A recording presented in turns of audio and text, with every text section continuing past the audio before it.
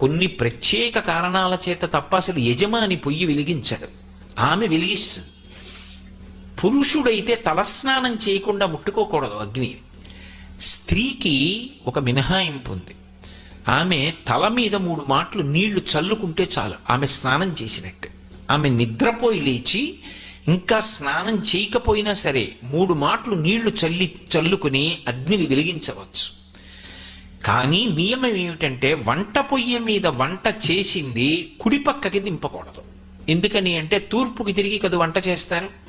తూర్పుకి తిరిగి వంట చేసినప్పుడు ఏ పదార్థాన్నైనా ఎడం వైపుకే దింపాలి తప్ప కుడివైపుకి దింపారనుకోండి ఇంకా ఇంట దేవతలు పుచ్చుకోరు. ఎందుకు పుచ్చుకోరు అంటే మీరు తూర్పుకి తిరిగి కుడివైపుకి దింపితే పదార్థం ముందు ఎటువైపుకి దిగింది, దక్షిణానికి దిగింది. దక్షిణానికి దిగితే పితృదేవతలు తీసుకుంటారు. అందుకే యజ్ఞకుండం దగ్గర